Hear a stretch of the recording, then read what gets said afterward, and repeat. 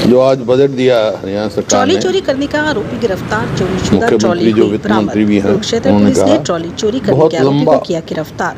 Police budget अधीक्षक पड़ा, नीतीश अग्रवाल के कुशल जिसका मार्गदर्शन में कोई अपराध बजट से अन्वेषण कोई शाखा बहुत 2 ज्यादा की ताल्लुक टीम नहीं था इन ने चीजों ट्रॉली का, चोरी करने के आरोप में विनोद कुमार फासिल बागवाला जो हमारे जिला यहाँ है अम्बाला ना, को गिरफ्तार करके चोरीशुदा खोदा ट्रॉली पार हासिल करने में निकली सफलता चुइया। हासिल की है।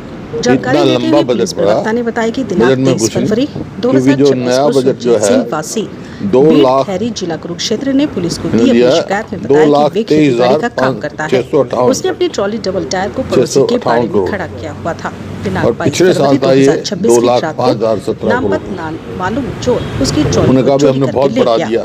जिसकी शिकायत पर इन्फ्लेशन थाना बताई बाबेल नहीं में मामला उन्होंने, दर्ज करके जांच की कितनी बढ़ गई। चुकी। दिनांक 2 मार्च 2026 को 5,000 अपराध अन्वेषण शाखा को 5% प्रभारी तो इन्फ्लेशन निरीक्षक बड़ी है, मोहन सब लाल मानते के हैं, दिशा निर्देश है में तो ज्यादा उप उससे, निरीक्षक रणधीर तो सिंह, सहायक कोई उप निरीक्षक negligible सुरेंद्र कुमार, लखन सिंह, नरेश कुमार, बजट आया, मुख्य वो सिपाही ये नवीन, बजट प्रदीप आया है। कुमार व दिनेश कुमार की टीम ने ट्रॉली गवर्नमेंट चोरी करने जो के है आरोपी विनोद कुमार इंटरनल डेप्ट बागवाला जिला अम्बाला को गिरफ्तार कर लिया। 76,250 करोड़ आरोपी से ले रही है, चोरीशुदा ट्रॉली व अन्य जिसमें मामले में चोरी की रीपेमेंट गई ऑफ ट्रॉली डेट तथा प्रयोग किया गया इंक्लूडिंग ट्रैक्टर को बरामद इंटरेस्ट किया गया। आरोपी को माननीय अदालत में पेश 65,067 करके अदालत और के आदेश से प्रिंसिपल कारागार भेज जो दिया मैं गया। उसमें हो जाएगा 65,667 करोड़ है। प्रिंसिपल जो है 36,101 करोड़ प्लस इंटरेस्ट 29,566 करोड़। तो इसका बचा क्या इनके पास? तो लिया है 76 करोड़ इन्होंने, तो उसमें तो बचा तो इनके पास 10 करोड़ ही है, सॉरी 10,593 करोड़ बचे। तो कुछ उसमें क्या होगा? अदर एक्सपेंडिचर के लिए तो कुछ बचा ही नहीं है। देखो, जो भी विकास के पैमाने होते हैं वो एजुकेशन, हेल्थ, एजुकेशन में इन्होंने एलोकेट किया है 22,914 crore for primary and secondary and higher education के लिए। टेक्निकल आईटीआई सब उसमें, हाँ सब हो गया ना उसमें। तो एक्सपेंडिचर जो एजुकेशन पे जो है कुल 1.9% ऑफ GSDP किया है, जबकि न्यू एजुकेशन पॉलिसी कहती है 6% खर्च करना चाहिए कम से कम। ये तो इनकी गवर्नमेंट ऑफ इंडिया की न्यू एजुकेशन पॉलिसी है। 6% की बजाय खर्चा कर रहे हैं कुल 1.9%। इसी प्रकार से हेल्थ में इन्होंने रखा 14,007 करोड़, और कुल जो है 6.2% है बजट का, टोटल बजट का। There is a national health policy required the expenditure of health should be more than 8% of budget expenditure. Budget जो है 26-27 का और इसके लिए 1.1% of GSDP on health against 2.5 under national health policy 2017। जो 2.5 GSDP देना था उनको, उसमें उन्होंने दिया 1.1। जो टोटल बजट का 8% कम से कम देना चाहिए, उसमें दे रहे 6.2। इसी प्रकार हेल्थ में, एग्रीकल्चर में भी ये कुल 4.8 टोटल एक्सपेंडिचर का दे रहे हैं, लेकिन 70% पॉपुलेशन तो एग्रीकल्चर के है। तो कोई नई चीज़, कोई यूनिवर्सिटी या कोई ऐसा कोई वो नहीं ला रही है। इन्होंने बहुत किया कि हमने संकल्प पूरे किए हैं। संकल्प जो है लाडो लक्ष्मी योजना का था, इन्होंने 18 से ऊपर और 60 तक हम सबको देंगे। इनका घोषणा पत्र देख लो उठा के, उसमें बनते हैं 82,50,000 और 82,50,000 को 2,100 रुपये देंगे तो एनुअल बजट बनता है एक्सपेंडिचर 20,000 करोड़ का, लेकिन 6,500 करोड़ रखे हैं इन द बजट। कुल 6,500 करोड़ रखे हैं, तो इसका मतलब आपको देख रहे हैं 5,000 करोड़ इसका हाँ कुल कितने 5,000 करोड़ रखा था, 634 करोड़ दिया सिर्फ। 634 करोड़ दिया है 5,000 करोड़ में, और इसका मतलब है 67% of female has been excluded from this scheme.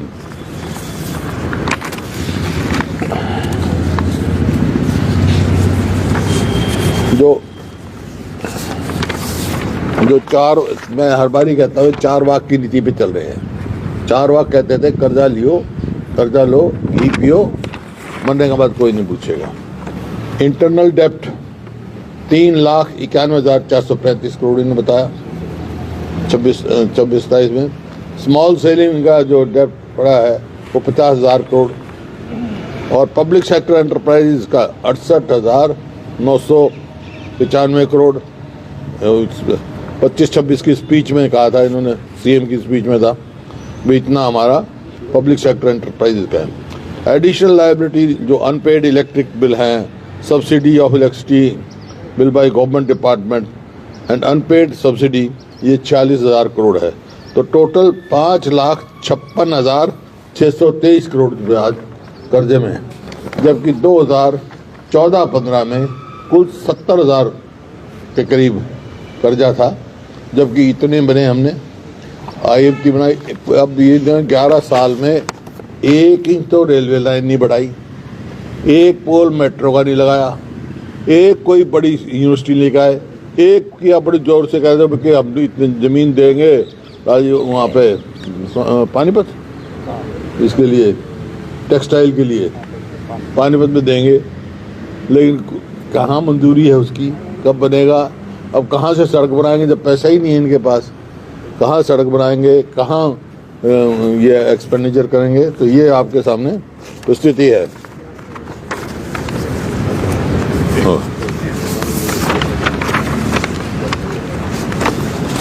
जो total repayment of loan and advances जो है कुल बाकी बीच में बकाया रहता है 21,756 करोड़, जो मतलब कैपिटल एक्सपेंडिचर के लिए इनके पास कुल 21,000 करोड़ है, which is merely 9.7% of the total budget. 9.7% total budget का है इनका कैपिटल एक्सपेंडिचर के लिए। इस वास्ते गवर्नमेंट के पास ना तो कोई नए मेडिकल कॉलेज खोलने का पैसा है, ना रोड्स का है, ना ब्रिजेस का है, और कोई भी और कोई प्रोजेक्ट खोलने का पैसा नहीं है।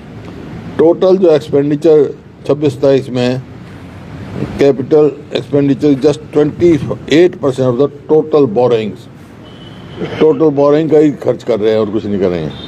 तो इस वास्ते बिल्कुल जो है आर्थिक तौर पे ये प्रदेश जो है बहुत गंभीर स्थिति में जा रहा है। हर साल कर्ज ही बढ़ाते रहते हैं, उतारने का नहीं बात करते। बात करेंगे 2014-15 की। 2014-15 में देखो कर्ज कितना था, काम कितने हुए 2005 से पहले की नहीं बताते कितनी गुना हमने पर कैपिटा इनकम बढ़ाई। 2014-15 में तो पर कैपिटा इनकम के हिसाब से पूरे देश में नंबर 1 था हरियाणा, इन्वेस्टमेंट और एक्सपेंडिचर में, और इन्होंने कितने गुना बढ़ाई? हमने तो कई गुना बढ़ाई, इनके दो गुना भी नहीं बढ़ी 10 साल 11 साल में। तो ये विफल सरकार है। और ये जो कहते हैं ना, बहुत बड़ी बड़ी बातें कहते हैं हमारे यहाँ गाँव तक की बात है, 2070 तक 2047 नहीं 14, पहले 14-15 की बात करते हैं, 2047 के बीच में बात ही नहीं करते। हम क्या कर रहे हैं? और फिर 2070 तक बात करेंगे। 2070 तक तो भाई ना तम न रहना ना हम न रहना। हमेशा इसराइल का करते हैं। कह रहे कि जरूरत के हिसाब से कर्ज लेना पड़ता है, उसको चुका भी दिया जाता है। कहाँ चुकाया? बढ़ रहा है ना, कर तो बढ़ रहा भाई। करने के लिए पैसा नहीं। पिछली बार 5,16,000 करोड़ था, अब 5.5 लाख क्रॉस कर रहा है। प्रति व्यक्ति आय का भी जिक्र किया मुख्यमंत्री ने कि 3 लाख समथिंग जो है वो प्रति व्यक्ति आय हरियाणा के। वही मैं आपको बता रहा था। आप देखो पहले 2014-15 में भी प्रति व्यक्ति आय पूरे नेशनल एवरेज से बहुत ज़्यादा थी हमारी, लेकिन 2005 से पहले का पूछ लो ना, 2005 में क्या थी और कितने 4 गुना बढ़ाई हमने, इनने 2 गुना भी नहीं बढ़ाई। सरकार नदियों के पानी में अपना हिस्सा मांग रही है, क्या जो नहरी इंफ्रास्ट्रक्चर है वो हरियाणा में डेवलप किया गया है? यदि पानी मिल भी जाए तो पहुंच पाएगा लोगों तक? है क्यों प्रयास नहीं हो रहे सरकार के। जैसे ये अपना हासीपुटाना बीमल हासीपुटाना जो है नहर, वो खुली हुई है, उसमें और कोई किसी का हिस्सा थोड़ा ले रहे हैं, हम अपना हिस्सा ले रहे हैं। वो पंचर नहीं होने देते, कोर्ट में पड़ा है, अब तक पंचर में वो स्टे वैकेट नहीं करवाया इन्होंने, 11 साल हो गए। इसी प्रकार से दादूपुर नल भी नहर का जहाँ पानी बढ़ाने का काम है, अब मुख्यमंत्री जी वहाँ पंजाब में तो जा रहे, वहाँ जाके एक बार भी जिक्र नहीं करते कि हमारा पानी दो, SYL का पानी दो हमारा, और मतलब पूरा हिसाब से हमारा हिसाब करो। अब बल्कि और नई स्कीम चला रहे हैं कि थ्रू पाइप हम राजस्थान में भेज देंगे पानी। हरियाणा कहाँ जाएगा भाई? अभी बीते दिनों रावी ब्यास वाटर ट्रिब्यूनल ने हरियाणा का दौरा किया था। उन्होंने नहरी पानी के उपयोग की और डिस्ट्रीब्यूशन को जांचा था। उसमें यही बात सामने आई कि हरियाणा के पास क्षमता नहीं है नहरी पानी लेने की। मैं बता रहा हूँ, नहर खुदी हुई है ना, पंचली खोलना है जो दीमल हाथ से उठाना ब्रांच में। क्यों नहीं सुप्रीम कोर्ट ने स्टे क्यों नहीं विकेट किया? हरियाणा में SYL खुद ही थी। हरियाणा में SYL पूरी खुदी हुई है, पूरी खुद ही है। पूरी खुदी हुई है। क्यों नहीं रखरखाव करते? NBK आप बढ़ा सकते हो, कैपेसिटी बढ़ा सकते हो।